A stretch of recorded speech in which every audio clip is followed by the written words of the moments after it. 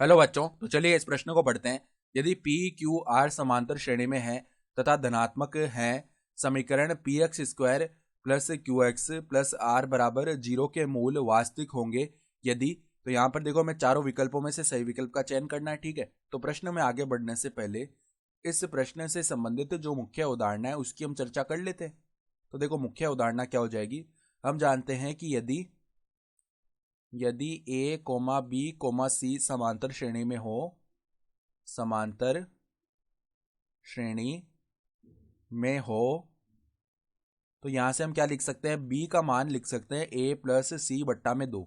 ठीक है, तो इसी प्रकार देखो, हमें सवाल में बताया हुआ है कि पी क्यू आर समांतर श्रेणी में, तो हम क्यू को क्या लिख सकते हैं, पी प्लस में आर बट्टा 2। अब देखो, हमारा जो समीकरण है वो क्या लिखा हुआ है, पी एक्स स्क्वायर प्लस में क्यू एक्स प्लस में आर बराबर 0। सही है, तो अब इसके मूल वास्तविक कब होंगे, जब इसका जो विविधकर है उसका मान बड़ा या बराबर होगा 0 के। ठीक है, तो डी को बड़ा या बराबर 0 करेंगे तो डी का मान यानी कि विविधकर का मान क्या आता है, बी स्क्वायर माइनस 4ac। ये बड़ा या बराबर 0 से होगा। तो बी मतलब क्या होता है, एक्स का गुणांक, ए मतलब क्या होता है, एक्स स्क्वायर का गुणांक, और जो सी है वो क्या होता है, अचर पद समीकरण में। ठीक है, तो बी स्क्वायर माइनस 4ac का मान क्या आएगा, देखो क्यू स्क्वायर माइनस में 4 गुणा ए यानी कि एक्स स्क्वायर का गुणांक पी है और अचर पद आर है, तो 4 पी आर हो जाएगा। ये किससे बड़ा होगा, बड़ा या बराबर 0 के। तो अब देखो, क्यू का मान रख लेते हैं। क्यू का मान क्या आया था हमारे पास, पी प्लस आर बट्टा 2। तो पी प्लस आर बट्टा 2 इसका स्क्वायर माइनस में 4 पी आर, ये बड़ा या बराबर होगा 0 के। इसका मतलब क्या हो गया, देखो यहाँ पर स्क्वायर करेंगे तो पी स्क्वायर प्लस में आर स्क्वायर प्लस में 2 पी आर। ठीक है, फिर बट्टा में आ जाएगा 4 माइनस में यहाँ पे 4 पी आर, ये बड़ा या बराबर होगा 0 के। तो अब देखो लेसन ले लेते हैं, तो पी स्क्वायर प्लस में आर स्क्वायर प्लस में 2 पी आर माइनस में क्या आ जाएगा, 16 पी आर, ये बड़ा या बराबर हो जाएगा 0 के। ठीक है, मतलब 4 तो उस तरफ जाके 0 ही बन गया। फिर देखो, पी स्क्वायर माइनस में क्या लिख सकते हैं, 14 पी आर प्लस में आर स्क्वायर, ये बड़ा या बराबर होगा किसके, 0 के। ठीक है, तो अब देखो, इसको सरल करें हम तो किस प्रकार से सरल कर सकते हैं। यहाँ पर अगर हम देखें तो देखो, किसका स्क्वायर बना सकते हैं हम चाहें तो। यहाँ पर देखो, अगर पी स्क्वायर माइनस में 14 पी आर, ठीक है, और यहाँ पर देखो हम किस प्रकार का पद लिखें। अगर हम लिखें, देखो यहाँ पर हमारे पास में देखो, अगर हम इस प्रकार का पद लिख रहे हैं, आर बट्टा पी माइनस 7, इसका स्क्वायर अगर हम बनाए ना, तो आर बट्टा पी माइनस 7 अगर इसका स्क्वायर लिखेंगे तो क्या क्या बनेगा, देखो हमारे पास आर स्क्वायर बट्टा पी स्क्वायर।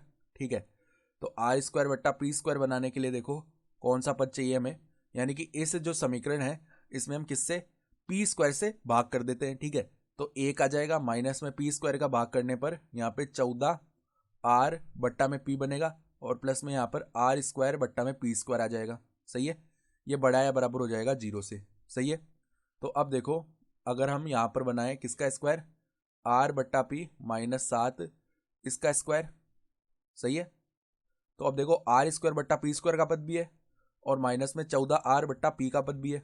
ठीक है, अब यहाँ से एक प्लस का क्या आएगा, 49 आएगा, और हमारे पास प्लस में 1 है। ठीक है, तो यहाँ पर प्लस में 1 है ना, यानी कि हमें क्या करना पड़ेगा, देखो इसको जब हम खोलेंगे ना तो हमारे पास 49 बनेगा, और हमारे पास वास्तव में तो यहाँ पर 1 है ना, तो माइनस में 48 कर लेते हैं, जिससे कि 49 माइनस 48 वापस 1 बन जाएगा। ठीक है, ये किससे बड़ा या बराबर, 0 के। सही है, फिर देखो यहाँ पर इस 48 को उस तरफ भेजेंगे तो आर बट्टा पी माइनस 7 इसका स्क्वायर बराबर में, मतलब बड़ा या बराबर किससे होगा, 48 को देखो हम कैसे लिख सकते हैं, 48 को 4 वर्गमूल 3 का स्क्वायर लिख सकते हैं ना, क्योंकि देखो 4 का स्क्वायर 16 आएगा और वर्गमूल 3 का स्क्वायर 3 हो जाएगा, और 16 3 48 होता है। ठीक है, तो आप देखो यहाँ पे तुलना करेंगे तो आर बट्टा पी माइनस 7 इसका जो मापांक है, इसका मान बड़ा या बराबर होगा 4 वर्गमूल 3 से।